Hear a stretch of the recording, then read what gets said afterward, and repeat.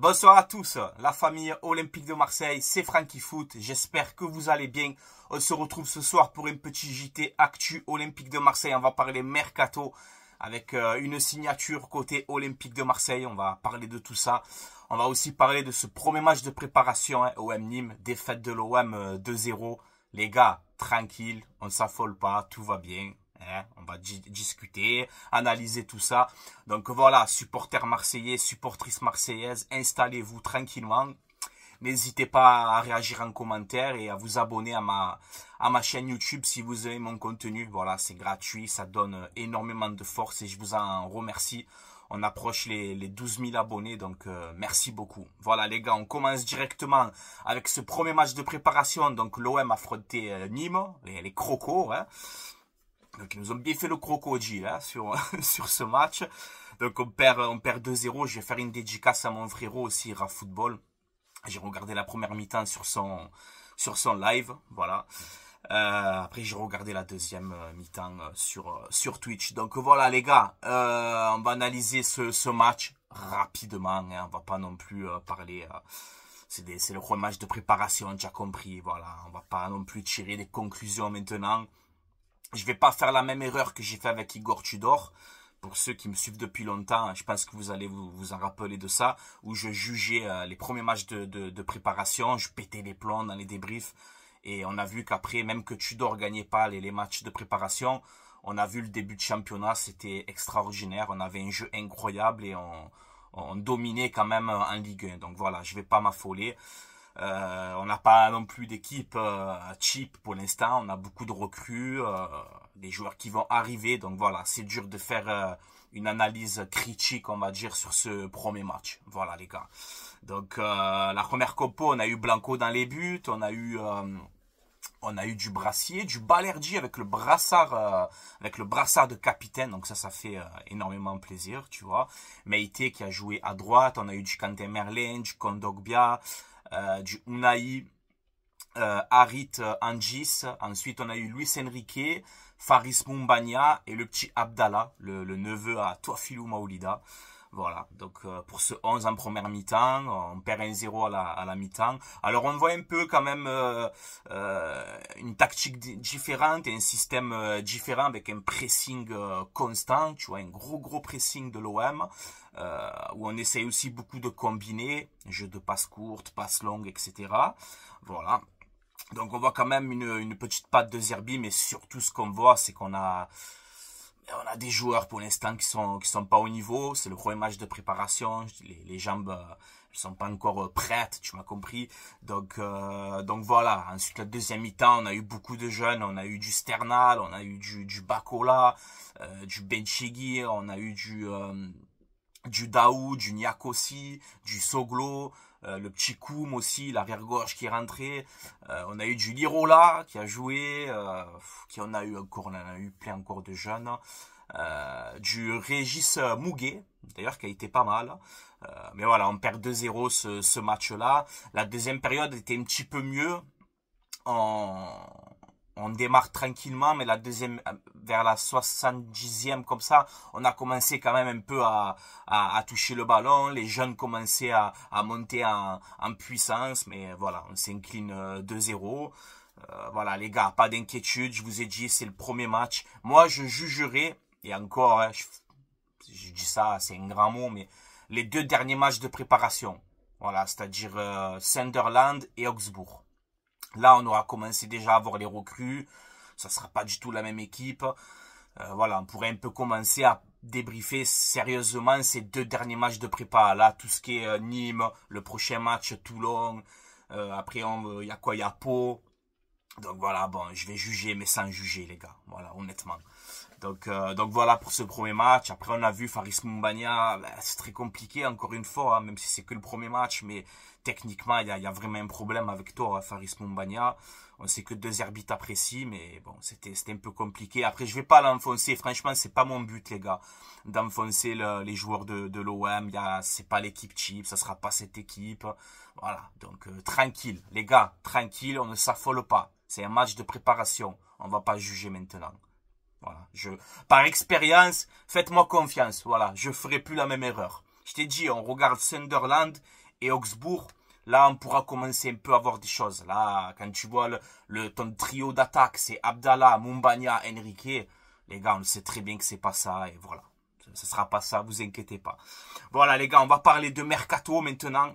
On a quand même beaucoup de choses à voir et une nouvelle qui va faire plaisir les supporters de l'OM, je pense. Donc côté Mercato, on peut voir que l'OM, après la signature donc de Greenwood, de Brassier, etc., on peut voir que l'OM, sa priorité maintenant, c'est Wang, donc le milieu gauche de Wolverhampton, qui peut jouer à plusieurs postes, milieu gauche, milieu droit, attaquant. Bon, moi je le préfère sur le côté gauche. Et Nketiah, voilà, l'OM fait ça, sa priorité. Alors après, tu le sais, ils peuvent te sortir un joueur comme ça, tu t'attends pas, hein, comme ce qui nous arrivait là, qu'on va discuter. Mais voilà, on peut avoir une triplette, Wang à gauche, Nketiah en pointe et Greenwood à droite. Voilà, c'est la première ligue, c'est la première ligue, tout simplement. Donc on verra bien. On peut voir aussi qu'à ce qu'on nous dit, alors je sais pas si c'est vrai, à prendre avec des pincettes, mais que l'OM a un accord contractuel avec Valentin Carboni, donc le numéro 10 argentin. On sait que Roberto De Zerbi aimerait l'avoir dans son équipe. Bon, maintenant il faut négocier avec l'Inter. Moi, 30 millions d'euros sur Carboni, je trouve que c'est trop cher. Voilà, je vous dis la vérité. Je pense que c'est trop cher. Carboni, moi je vais jusqu'à 15, allez, 20 maximum. Voilà. Après, je passe la main. C'est ce que je ferai personnellement.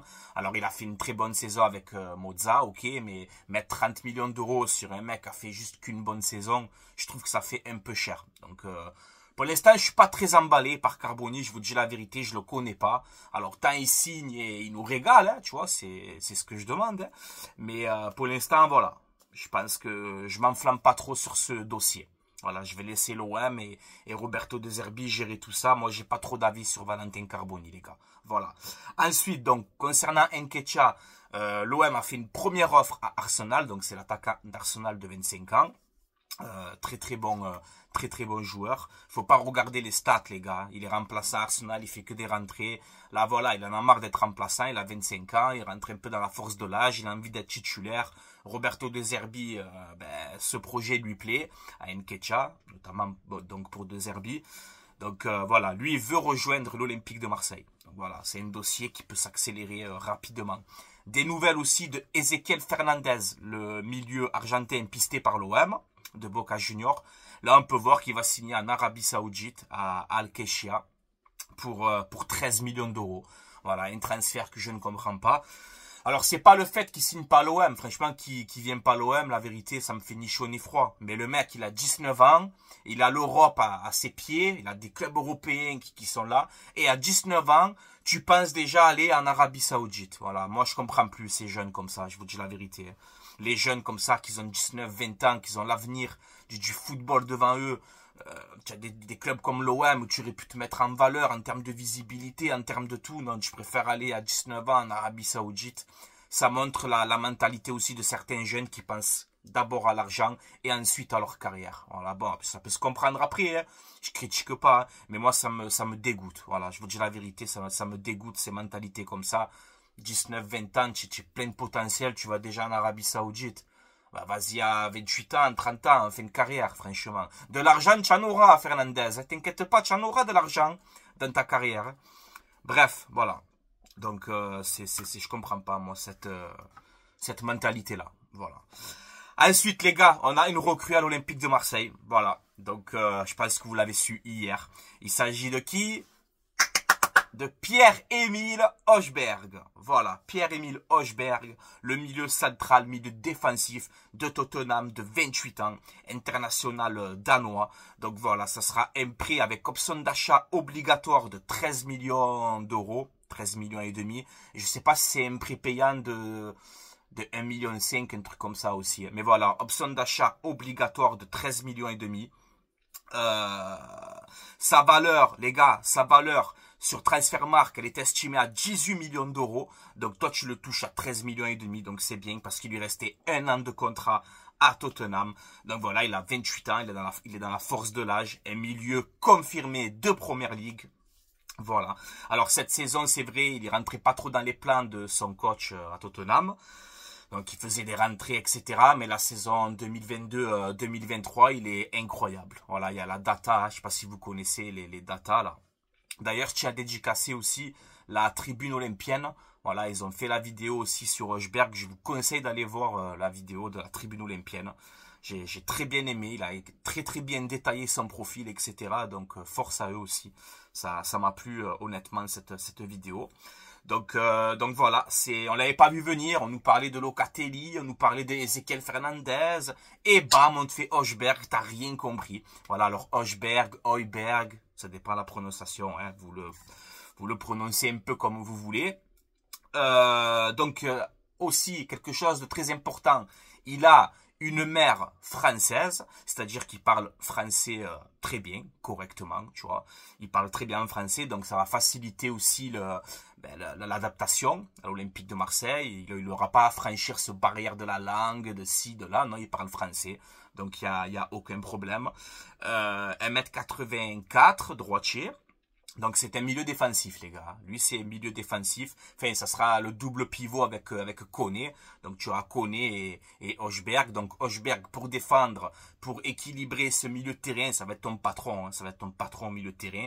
Et Koné à côté de lui pour casser les lignes, etc. Parce que Koné est plus fort en dribble et en percussion que Hochberg. Mais Hochberg les gars, voilà, ses points forts, c'est sa qualité de passe, déjà. Sa qualité de passe, il y a rien à dire. Je cours, je longe, transversal à droite, transversal à gauche, ce que tu veux. La qualité de passe, elle est très bien. Son côté défensif, voilà, dans la data, c'est bien précisé. Il récupère énormément de ballons. Voilà, c'est un gratteur de ballons. Voilà, c'est ce petit milieu défensif là, tu sais, entre la défense et le milieu, lui c'est le nettoyeur, voilà, il récupère tous les ballons, c'est vraiment son point fort, sa vision du jeu, comme je t'ai dit, je cours, je longe, il n'y a pas de problème, la combinaison avec ses coéquipiers dans les petits espaces, etc., il est juste techniquement, sa grinta aussi, il a un caractère bien trempé et c'est ce qu'il faut à l'Olympique de Marseille.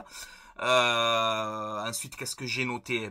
Et j'ai noté aussi parfait avec Koné, c'est très complémentaire. Les deux milieux de terrain, Heuberg et Koné, c'est très complémentaire. Après, il a quelques points faibles. Alors, on nous dit, d'après la data là, on nous dit que c'est son jeu de tête, voilà, dans les duels aériens. Il remporte pas trop de duels aériens, malgré qu'il fait 1m84. Hein. Donc voilà, on sait que le jeu de tête, c'est pas trop son domaine. La vitesse aussi, c'est pas le plus rapide du monde, mais très intelligent les gars pour analyser le jeu, donc il n'y a pas de problème. Et on nous dit après la finition, logique, c'est un milieu défensif. Et comme le dit très bien d'ailleurs dans la vidéo de la tribune olympienne, je pense que ça peut se corriger avec Roberto De Zerbi. Parce que on connaît le jeu de Roberto De Zerbi, on sait ce qu'il veut mettre en place. Et surtout, quand on voit dans les vidéos et tout, il tire de loin, tu vois, il a un bon pied droit, il fait des passes D, il envoie des missiles de loin, tu vois, il est capable de mettre des grosses frappes. Donc je pense qu'il est capable de nous mettre quand même quelques buts avec l'Olympique de Marseille. D'ailleurs, petite anecdote, rappelez-vous, sous l'ère Igor Tudor, ce fameux OM Tottenham où on tient cette qualification en Europa League. Bon, c'était en Ligue des Champions, mais on finissait troisième, on allait en Europa League, on se prend une contre-attaque de fou, et qui c'est qui te met le deuxième but et on perd le match? C'est Hochberg, voilà, il t'envoie un missile dans la lucarne. Voilà, donc il nous élimine. C'est incroyable quand même le destin. Plus rappelez-vous aussi la déclaration d'avant-match OM Tottenham, la déclaration de Hochberg. Il disait à la conférence de presse, voilà, le Vélodrome c'est un stade incroyable, un des meilleurs d'Europe, Marseille, une ville de foot. Quand on était dans le car avec Tottenham, qu'on arrivait à Marseille, on a senti cette passion, cette ville de foot, et incroyable parce que c'est lui qui t'élimine. Et c'est lui, juste avant le match, qui disait du bien de la ville, des supporters. Ça l'avait marqué, l'avant-match, quand il était venu à Marseille, de voir les supporters de l'OM, l'ambiance qu'il y avait pour ce jour-là pour OM Tottenham, ça l'avait marqué.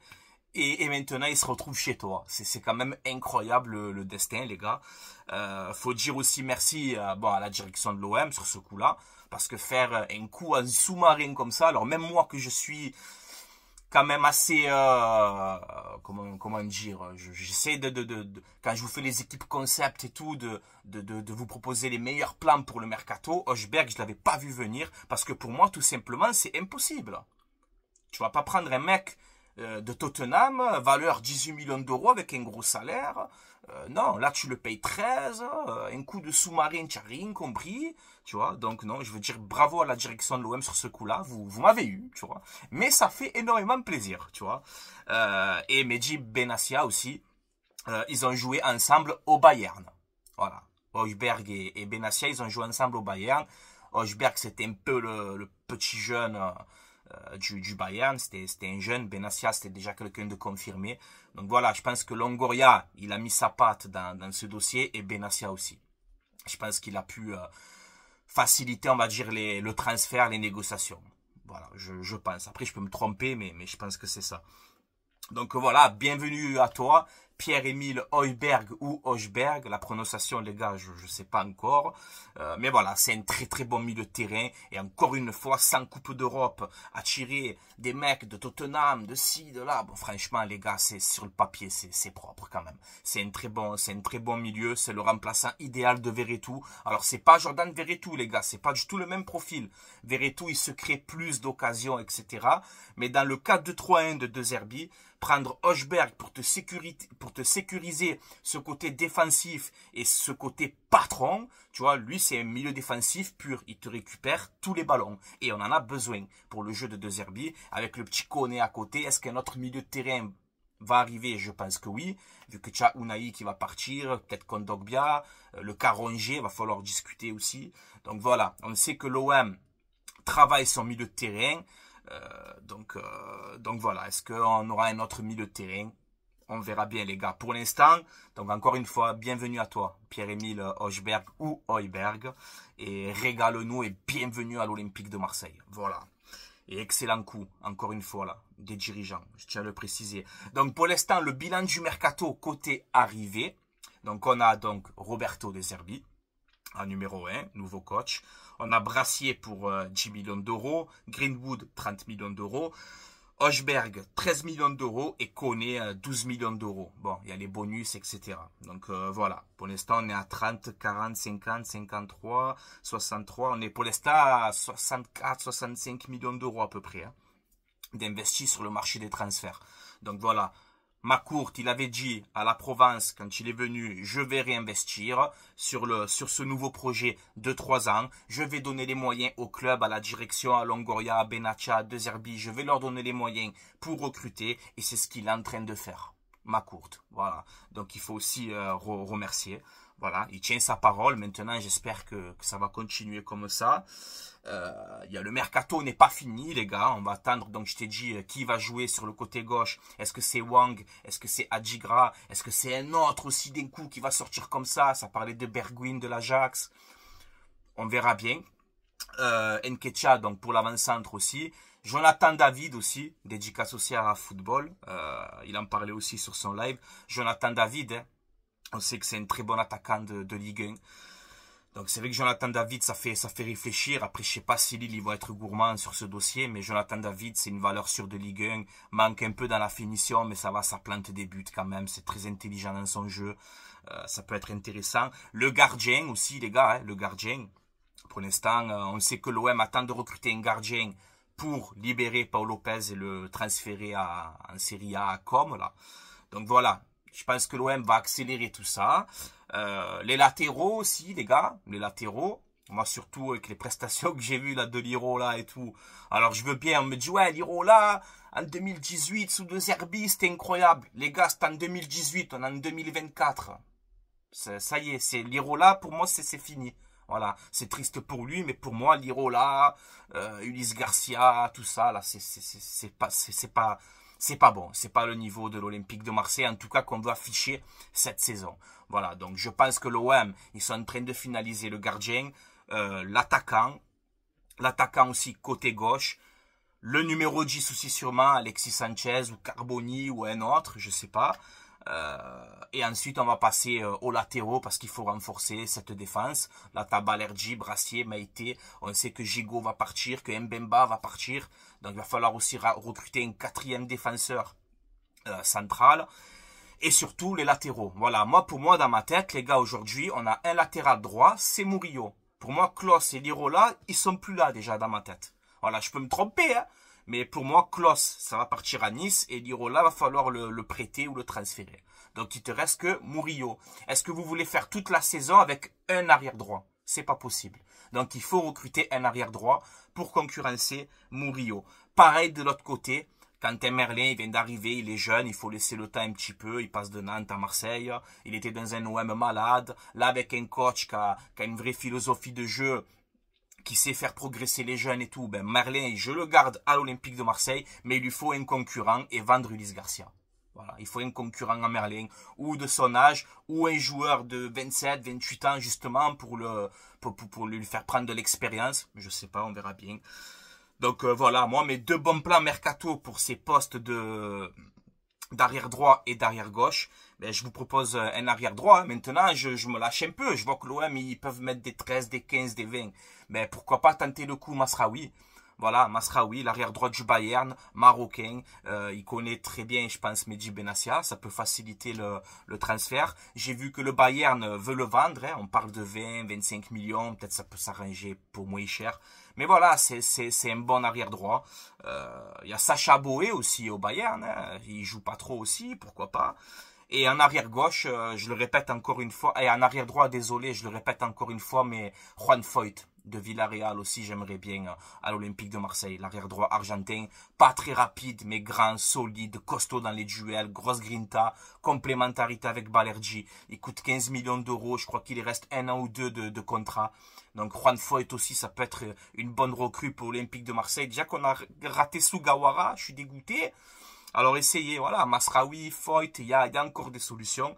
Et pour l'arrière gauche, on a de bonnes relations avec la Roma. Pourquoi pas tenter Angelino, l'arrière gauche espagnol, passé par Leipzig, etc. Et sinon, il y en a un que je propose aussi, c'est Tierney. Voilà, Tierney, l'arrière gauche de la Real Sociedad, prêté par Arsenal. Donc là, il retourne à Arsenal. On sait qu'on a de bonnes relations avec eux. Hein. Nketiah, Saliba, etc. Nuno Tavares. Donc voilà, on peut négocier avec eux. Tierney, c'est un bon joueur. C'est un bon joueur. Il a 27 ans. Il est dans la force de l'âge. Il a de l'expérience, que ce soit en Coupe d'Europe, etc. Là, ça va. Il a fait, je crois, à peu près entre 20 et 25 matchs avec la Real Sociedad. Ancien capitaine du Celtic. Lui, à l'époque, quand il avait 19-20 ans, c'était le capitaine du Celtic Glasgow. Donc, ça veut dire qu'il en a dans la tête pour porter ce brassard. Voilà, il coûte pas si cher que ça. Ça peut être une bonne opportunité, un prix avec option d'achat. Je sais pas, ça peut être quelque chose d'intéressant. Voilà, les gars, c'est tout pour moi. Je vais vous laisser là, la famille Olympique de Marseille. Portez-vous bien. Mon téléphone, je le récupère la semaine prochaine, donc je pourrai vous faire les montages. Là, j'aurais vraiment aimé vous mettre les montages sur Hochberg, sur tout ce que j'analyse dans cette vidéo. J'aurais aimé vous montrer les images, mais voilà les gars. La qualité du téléphone, elle est là, mais le montage, pour l'instant, je peux pas le faire. Voilà les gars, donc quand je récupère mon téléphone, vous inquiétez pas, ça sera comme avant. Voilà. Comme d'habitude, les gars, à vous de réagir en commentaire, comme vous savez faire. En ce moment, je peux pas non plus être trop présent pour voir vos commentaires. Je t'ai dit, je suis en galère un peu de téléphone. Alors, je mets des cœurs, je vois ce que vous dites et tout. Il n'y a pas de souci, mais voilà, en ce moment, j'ai pas le téléphone quand je veux, donc c'est compliqué. Vous inquiétez pas, j'arrange ça au plus vite. Voilà, donc réagissez en commentaire, tranquillement. Et souhaitez la bienvenue à Pierre-Emile Hochberg, voilà, comme ça il voit la force du peuple marseillais, tu vois. Vous inquiétez pas, il parle français, il comprend tout, il n'y a pas de problème, donc voilà, bienvenue à toi et un excellent coup franchement réalisé par l'OM et c'est pas fini. Ce n'est pas fini, les gars, je vous avais dit quoi? Rappelez-vous, je vous avais dit d'ici la fin juillet, j'aimerais minimum 3-4 arrivées. Pour l'instant, je suis dans les clous, Hochberg, Greenwood. Pour l'instant, on y est. Allez, tu m'en fais encore 1 ou 2 là, avant la fin juillet. Encore 1 ou 2 arrivées. Et après, on se concentre sur le mois d'août avec le gardien, les latéraux, etc. Mais voilà. Pour l'instant, les gars, on est pas mal. Voilà. Il faudra dégraisser aussi. Hein. Faudra vendre aussi. Donc voilà la famille. Je vous laisse là. Portez-vous bien Allez l'OM, à la vie, à la mort. OM Nîmes 2-0. On s'en fout. J'allais dire une connerie. On s'en fout les gars, tranquille. Pas besoin de s'inquiéter. C'est le premier match. On n'a pas la vraie équipe. Si vous voyez le 11 de départ, il n'y a pas la vraie équipe. On a mis plein de jeunes aussi en deuxième période. Les gars, tranquille. On ne s'affole pas s'il vous plaît. Voilà, on fait pas la même erreur qu'avec Tudor à s'enflammer sur des matchs de préparation comme j'ai fait. Moi, le premier, ou OM Milan, avec Tudor, j'étais là, je pétais des plombs. Ouais, c'est quoi ce jeu? C'est quoi si? Et après, on fait un début de saison incroyable et on s'est régalé quand même sous Igor Tudor. On a vu du jeu. Donc voilà, on ne juge pas pour l'instant. Je te l'ai dit encore une fois, à partir de Sunderland et Augsbourg, les 2 derniers matchs de préparation, là, je serai un peu plus sérieux. Mais là, franchement, comme je t'ai dit, Toulon, Pau, Nîmes, voilà, on n'a pas encore la vraie équipe et je veux pas... C'est pas grave pour moi, c'est pas, il n'y a pas de quoi s'inquiéter. Ok les gars, faites-moi confiance. Voilà. Allez, je vous laisse là les gars. Allez l'OM, à la vie, à la mort. Ciao ciao tout le monde. Force au peuple marseillais, aux Marseillaises, à l'Olympique de Marseille, au Vélodrome, à tout le peuple marseillais. Voilà, force à tout le monde. Ciao ciao les gars.